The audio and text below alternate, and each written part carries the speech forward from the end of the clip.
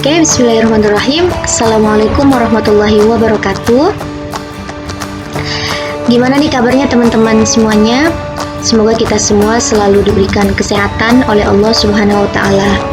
Alhamdulillah hari ini bisa bertemu kembali, walaupun lagi kita bertemunya secara tatap maya seperti ini dengan adanya media yang sebenarnya tidak nyaman gitu ya. Tapi nggak apa-apa, ini insya Allah tidak menutup kemungkinan kita semua untuk terus semangat dalam melaksanakan proses pembelajaran. Walaupun di masa pandemi COVID-19 ini yang belum tahu kapan selesainya, kita harus tetap semangat, kita harus tetap survive dalam melaksanakan pembelajaran. Baik teman-teman, sebelum mulai pembelajaran kita hari ini, alangkah baiknya kita sama-sama membaca doa terlebih dahulu.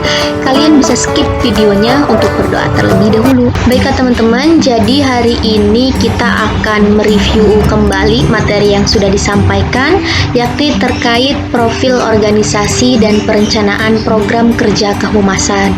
Karena memang sebentar lagi kalian akan melaksanakan ujian PTS, maka dari itu Ibu ingin mengulas kembali materi yang sudah disampaikan agar kalian selalu ingat dan saat mengerjakan soal kalian mengerjakannya dengan baik dan benar. Dan Ibu harap kalian bisa menyimak videonya sampai akhir agar kalian dapat memahami tiap isi dari materi yang ada di video ini. Oke? Juga Ibu ingin mengingatkan kembali kepada teman-teman yang belum mengerjakan tugasnya, segera dipenuhi, segera dikerjakan, dikumpulkan tugasnya, karena tugas ini merupakan salah satu bagian penting dari proses pembelajaran. Oke, jangan lupa dikerjakan ya. Sebelum memasuki materi lebih jauh, ini ada quotes of the day dari salah satu sahabat Nabi, Utsman bin Affan, yang mengatakan bahwasannya tanpa ilmu amal tidak ada gunanya, sedangkan ilmu tanpa amal adalah hal yang sia-sia. Ini menandakan bahwasannya ilmu dan amal merupakan kesatuan yang wajib ada dalam diri manusia. Dan insya Allah pembelajaran kita hari ini merupakan bagian atau salah satu ilmu yang nantinya Ibu harap kalian bisa mengimplementasikannya, di mana hal tersebut bisa menjadikan amal untuk kita semua.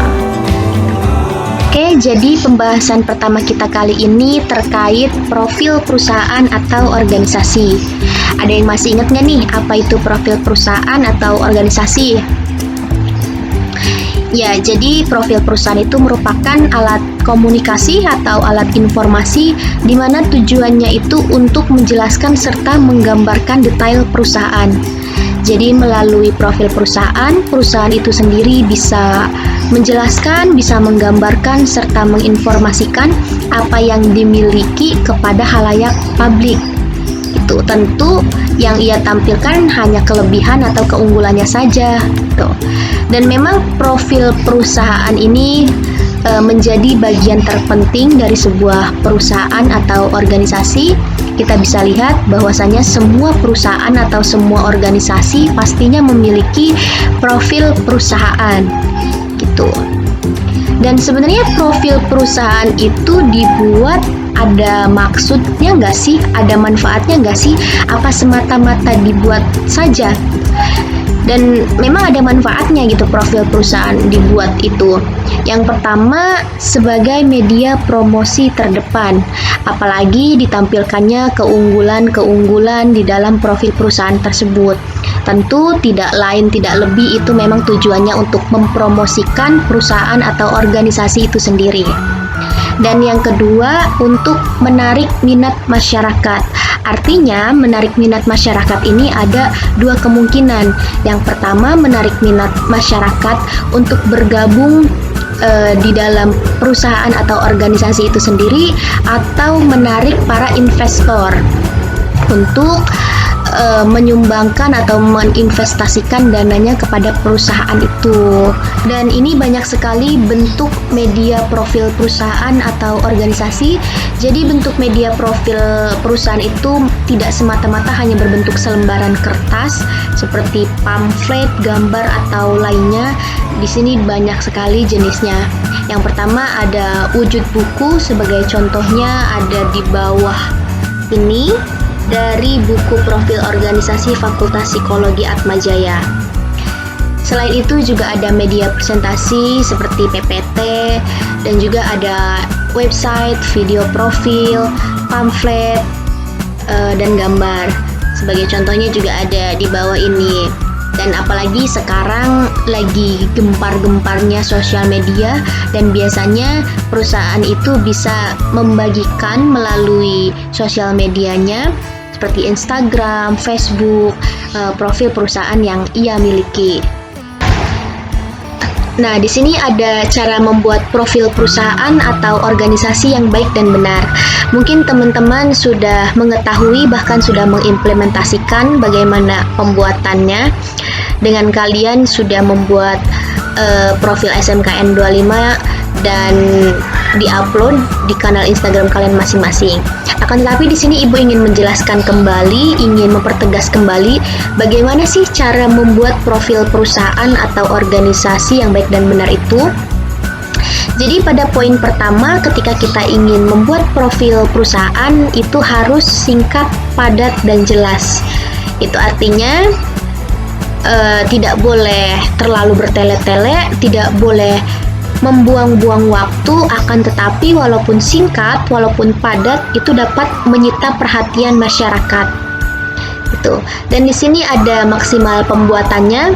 Kalau untuk teks seperti pamflet, terus apalagi ya pokoknya kayak selembar-selembar kertasan gitu, itu maksimalnya 2 halaman.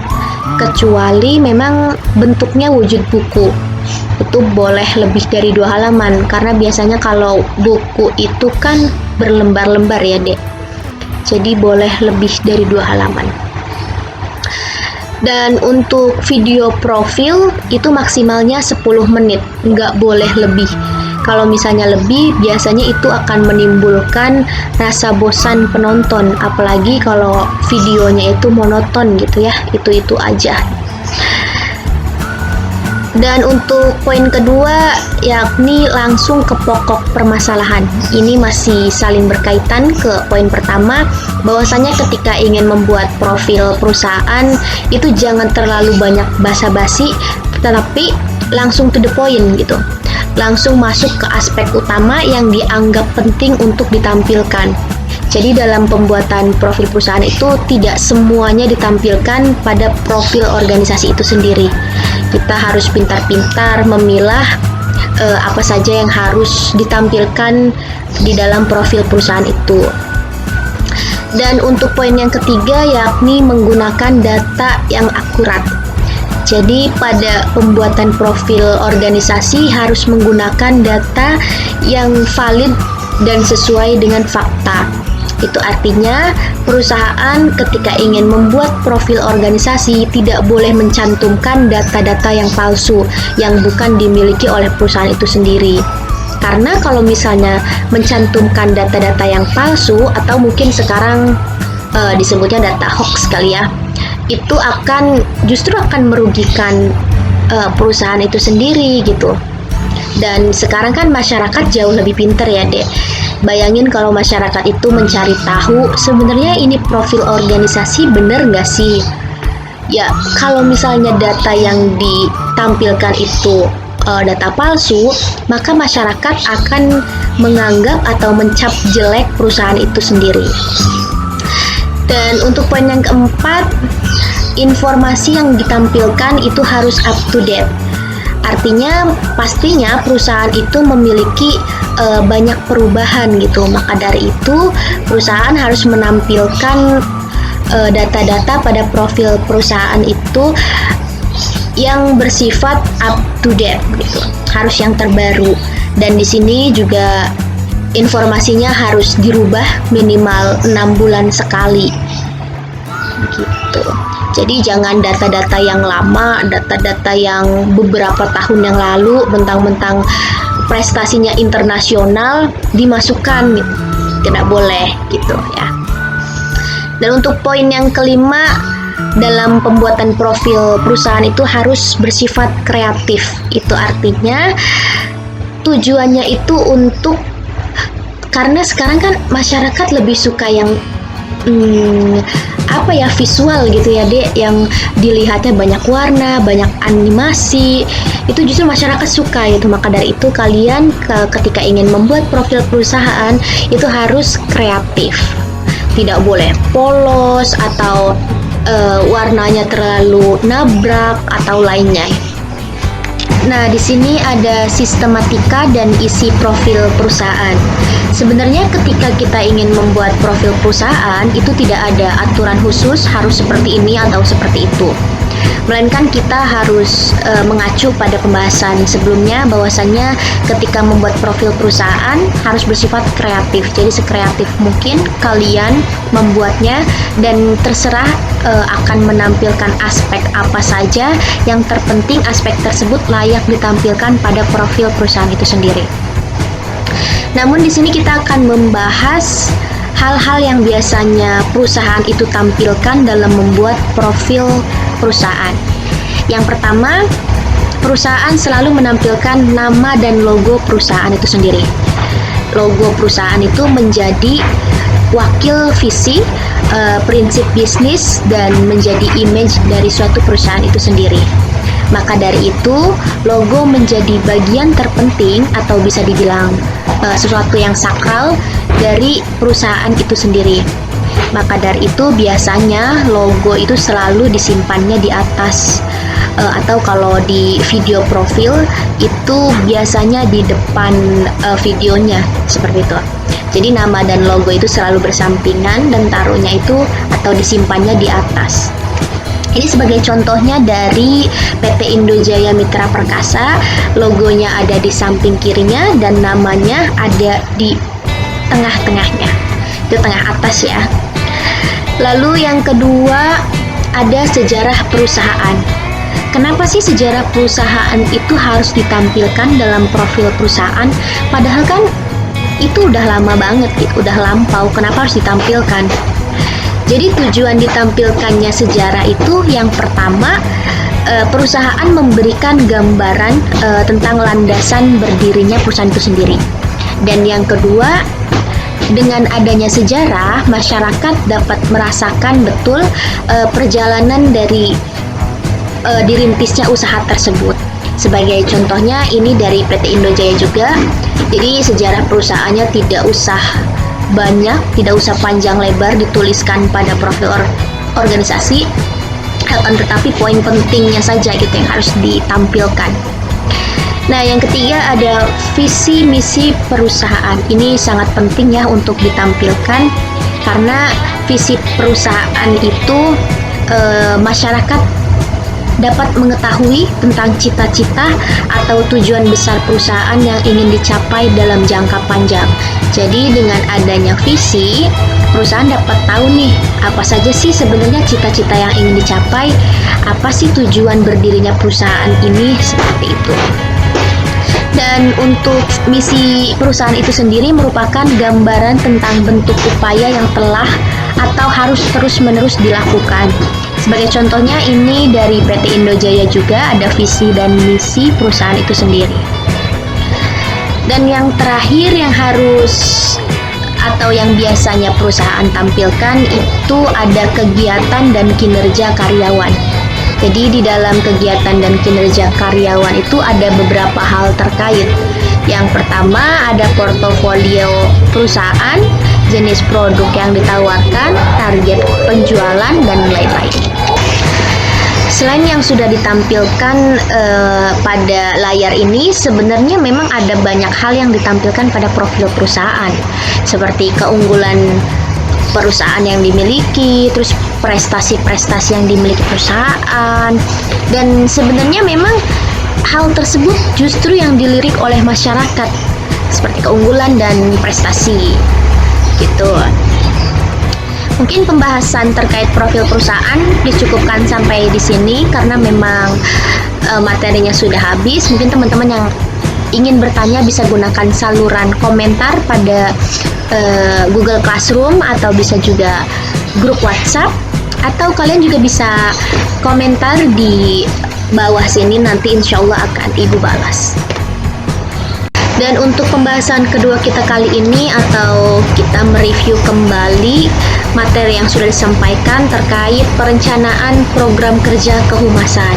Karena materi ini sangat banyak, Ibu harap kalian tetap menyimaknya sampai akhir agar kalian tetap ingat dan nantinya ketika kalian mengerjakan soal PTS, kalian mengerjakannya dengan lancar. Oke, kita langsung masuk ke bahasan berikutnya. Jadi yang pertama kita akan membahas pengertian perencanaan program kerja kehumasan. Nah, di sini teman-teman banyak yang keliru nih. Apa itu pengertian program kerja dan perencanaan program kerja kehumasan? Ini tentu berbeda ya antara program kerja dengan rencana program kerja. Kalau pengertian dari program kerja itu sendiri artinya rencana kegiatan suatu organisasi yang terarah dan dibuat untuk rentang waktu yang sudah ditentukan.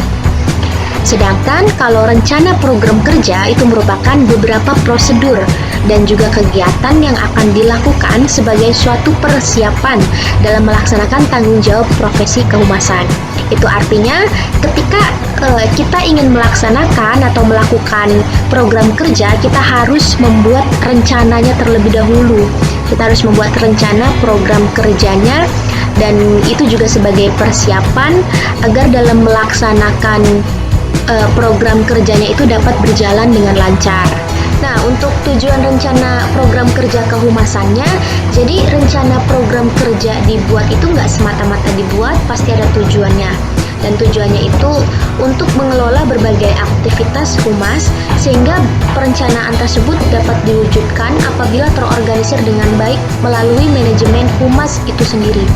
Itu artinya ketika seorang humas membuat rencana program kerja, itu sebenarnya dapat membantu mengelola pekerjaan atau aktivitas seorang humas itu sendiri.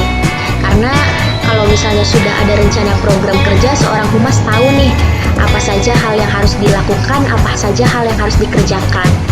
Karena memang sudah ada rencananya gitu ya. Bayangin kalau misalnya humas nggak punya rencana program kerjanya. Dia nggak tahu dan nggak berarah kerjaannya itu seperti apa. Tuh. Nah, di sini ada urgensi atau pentingnya perencanaan program kerja kehumasan. Jadi rencana program kerja dibuat itu memang sangat penting. Di sini ada 4 poin ya deh. Yang pertama yakni untuk menetapkan target operasi PR yang nantinya akan menjadi tolak ukur atas hasil yang diperoleh. Dan yang kedua ada untuk memperhitungkan jumlah jam kerja dan berbagai biaya yang diperlukan. Di ketika seorang humas membuat rencana program kerja, itu artinya seorang humas sudah tahu jam kerja karyawannya dan berapa biaya yang diperlukan untuk melaksanakan program kerja tersebut. Yang ketiga ada untuk menyusun skala prioritas guna menentukan jumlah program dan waktu yang diperlukan. Dengan adanya program kerja, maka seorang humas dapat menyusun skala prioritas kinerja dari karyawannya. Yang terakhir ada untuk menentukan kemungkinan pencapaian tujuan tertentu dilihat dari karyawannya, sarana prasarananya, dan dari biayanya. Nah, di sini ada cara meminimalisir miskomunikasi. Jadi perlu diketahui tujuan rencana program kerja juga salah satunya itu untuk meminimalisir miskomunikasi. Karena dengan adanya rencana program kerja, seorang pegawai, pemimpin, dan lainnya itu bisa tahu apa yang harus dikerjakan beberapa bulan lagi, beberapa tahun lagi, karena memang sudah dituangkan dalam rencana program kerja tersebut. Seperti itu. Nah, di sini ada cara meminimalisir miskomunikasi. Sebelum itu, Ibu ingin menjelaskan apa sih miskomunikasi itu?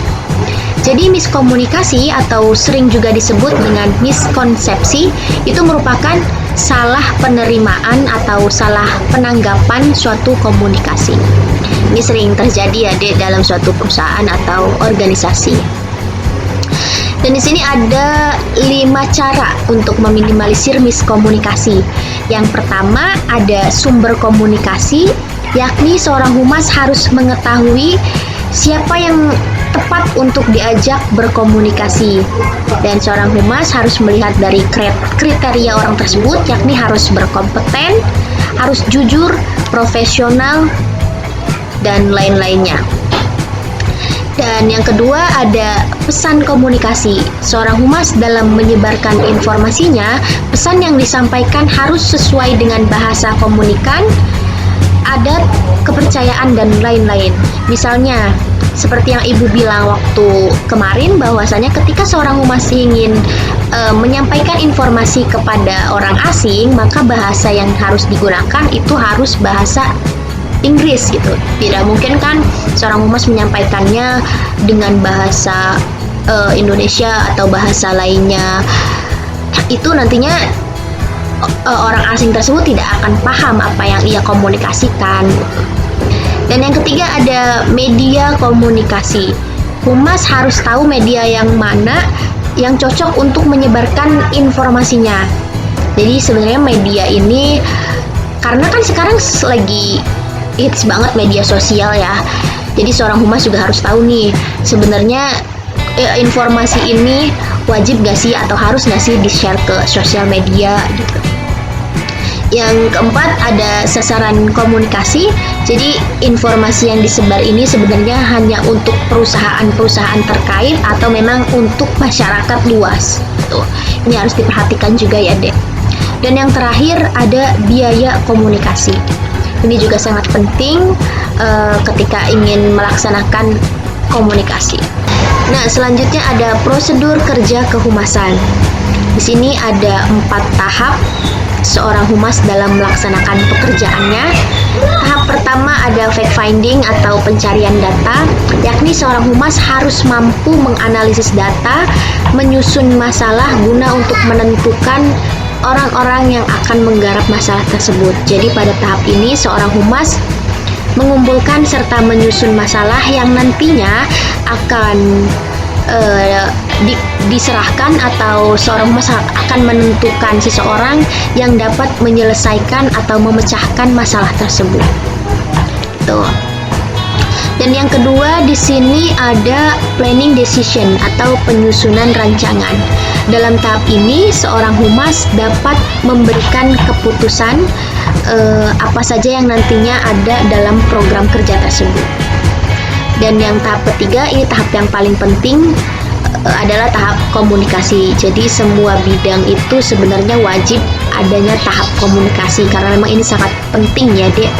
Dan tujuannya itu untuk dalam pelaksanaannya diperoleh hasil yang memuaskan. Dan yang paling terpenting tidak terjadinya miskomunikasi. Dan yang terakhir di sini ada evaluasi. Evaluasi ini memang sangat penting untuk dilaksanakan ketika kita ingin membuat program kerja. Jadi evaluasi ini fungsinya untuk memperbaiki program-program kerja sebelumnya. Bukan berarti dengan adanya evaluasi program kerjanya itu nggak baik, program kerjanya belum benar atau lainnya, nggak sama sekali. Tapi dengan evaluasi justru itu niatnya ingin memperbaiki program-program kerja yang akan datang. Lalu selanjutnya ada model perencanaan humas. Ada 6 model dan di sini kita akan membahas satu persatu terkait model perencanaan humas ini. Oke. Yang pertama, waduh ini nggak kelihatan ya. Oke, yang pertama ada pengenalan situasi. Di dalam pengenalan situasi ini memang ada tahapan lagi, di dalamnya ada 4 tahap. Yang pertama ada perencanaan logis, di mana seorang humas harus mengerti situasi yang ada. Tuh. Lalu yang kedua ada pengumpulan pendapat. Pengumpulan pendapatnya itu seperti ya, survei, observasi, wawancara, dan lainnya. Dan yang ketiga adanya kompromi yang dilakukan. Yang terakhir ada pemecahan masalah gitu. Dan untuk model selanjutnya ada penetapan tujuan. Jadi ketika ingin melaksanakan program kerja tersebut, seorang humas harus menetapkan, harus mengetahui tujuan diadakannya program kerja tersebut itu untuk apa. Dan yang ketiga ini tidak terlihat ya, dia ini sebenarnya penetapan halayak. Jadi sebesar apapun suatu organisasi tidak mungkin menjangkau semua orang. Maka dari itu harus menetapkan halayak untuk menentukan bagian penting yang paling sesuai atau yang paling dibutuhkan. Yang sudah disampaikan minggu-minggu kemarin bahwasanya ketika perusahaan itu mengadakan program kerja yang sasaran kegiatannya itu untuk siswa, maka halayaknya itu atau sasarannya itu adalah siswa itu sendiri gitu. Dan yang keempat, model yang keempat ada pemilihan media dan teknik humas. Kalau berbicara soal pemilihan media itu ada, kita nggak jauh-jauh dari kata variasi media humas dan periklanan. Teman-teman bisa cek kembali video yang sudah disampaikan minggu kemarin ya kalau nggak salah. Lalu selanjutnya juga ada model perencanaan anggaran. Ini yang sangat-sangat sensitif karena para perencana media humas harus memperhitungkan semua anggaran, mulai dari media yang akan digunakan. Kalau misalnya medianya berbayar, jadi dihitungkan media berapa yang harus dibayarkan, gaji seorang pekerja, dan biaya sarana prasarananya. Jika semuanya tidak diperhitungkan, maka ia akan bersifat fatal gitu. Karena memang ini kan sensitif sekali kalau sudah berbicara soal anggaran gitu kan. Dan yang terakhir ada pengukuran hasil kegiatan humas. Jadi dengan adanya pengukuran hasil maka bisa dimanfaatkan sebagai bahan evaluasi dan dari berbagai hasil kegiatan humas yang sudah dilaksanakan. Jadi sangat penting ya pengukuran hasil kegiatan humas atau bisa dibilang indikator keberhasilannya sangat penting untuk diukur seperti itu. Oke, pembahasan selanjutnya terkait penyusunan rencana program kerja. Lanjut. Di sini ada berapa nih? Ada 5 dasar kinerja kehumasan yang teman-teman harus ketahui. Jadi teman-teman bisa baca-baca terlebih dahulu. Yang ngomong-ngomong, teman-teman boleh sambil minum jika haus, boleh sambil makan juga kalau misalnya lapar, dan juga nonton atau menyimak videonya boleh sambil rebahan ya. Asalkan masih tetap disimak, masih tetap diperhatikan dan jangan lengah. Kembali lagi, di sini ada 5 dasar kinerja kehumasan. Yang pertama ada customer relations, di mana seorang humas harus melakukan hubungan baik dengan pihak luar. Pihak luar ini siapa sih? Jadi pihak luar ini adalah masyarakat, seperti pelanggan atau lainnya gitu. Sebagai contohnya, misalnya perusahaan itu mengeluarkan suatu produk dan ada seseorang yang berlangganan untuk membeli produk ini. Maka dari itu seorang humas harus bisa menjaga hubungan baik dengan pelanggan tersebut agar pelanggan ini dapat selalu membeli atau berlangganan kepada perusahaan tersebut atau kepada produknya. Yang kedua ada employee relations atau membangun hubungan baik antara pimpinan dan bawahan dengan melalui kerjasama dan komunikasi yang baik. Ini sangat penting untuk dilakukan ya Dek. Jadi antara pimpinan dan bawahan itu tidak boleh adanya gap karena memang ia bekerja satu tempat. Jadi harus adanya komunikasi yang baik gitu. Yang ketiga ada community relations, di mana seorang humas harus membangun hubungan baik dengan pihak yang selama ini sudah melakukan kerjasama dengan perusahaan. Sebagai contohnya para investor. Jadi seorang humas harus bisa menjaga hubungan baik dengan pihak-pihak yang telah bekerja sama dengan perusahaan tersebut. Itu. Yang keempat ada government relations, yaitu membangun hubungan baik dengan pemerintah. Dan yang terakhir ada media relations, di mana ini sangat penting sekali ya, karena kalau misalnya kita berbicara soal humas itu tidak jauh dari kata media. Jadi humas harus melakukan hubungan baik dengan media, karena kerja atau pekerjaan dari humas baik perusahaan atau organisasi tidak mampu berhasil tanpa adanya bantuan dan kerjasama yang baik dengan media. Ini benar sekali ya Dek, bahwasanya seorang humas harus berkomunikasi, harus menjaga hubungannya dengan pihak media. Oke, selanjutnya ada langkah-langkah membuat perencanaan. Jadi ketika kita ingin membuat suatu perencanaan, itu ada 4 langkah yang harus kita lewati. Yang pertama, ada menentukan kebutuhan. Jadi seorang humas harus bisa menentukan kebutuhan apa saja yang nantinya akan dipakai untuk program kerja. Lalu ada menentukan alternatif pemecahan jika sewaktu-waktu program kerja itu tidak dipakai, maka ada alternatifnya. Yang ketiga ada menspesifikasikan program, dan yang terakhir memilih alternatif pemecahan dari yang kita sudah tentukan alternatifnya itu. Jadi dipilih gitu alternatif mana yang pas atau yang cocok untuk diterapkan. Nah, di sini ada menyusun rencana program kerja kehumasan. Kalau misalnya kita berbicara soal program kerja, ada 2 kategori program kerja, yakni ada program kerja rutin dan program kerja insidentil. Jadi program kerja rutin ini merupakan kegiatan yang dilakukan secara terus-menerus dan kronologis. Jadi setiap tahun itu kegiatannya selalu dilakukan, berbeda dengan program kerja insidentil. Kalau insidentil itu kegiatan yang dilaksanakan pada periode-periode tertentu. Misalnya seperti membuka lowongan pekerjaan, itu kan kalau misalnya perusahaan itu membutuhkan baru dibuka lowongan pekerjaan, nggak setiap tahun atau setiap bulan.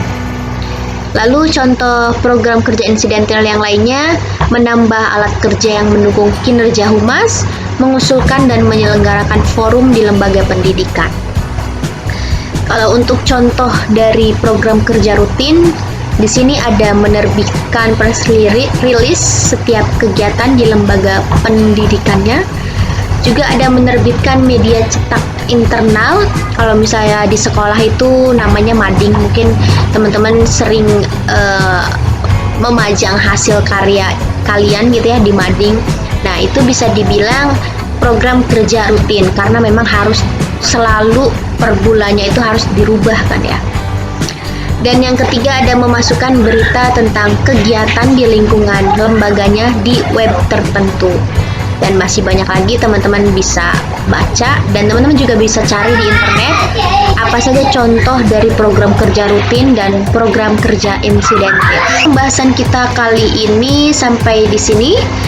Jika teman-teman ada yang ingin bertanya, seperti yang Ibu bilang tadi, bisa tanyakan melalui saluran komentar Google Classroom atau WhatsApp group atau saluran komentar YouTube pada video ini.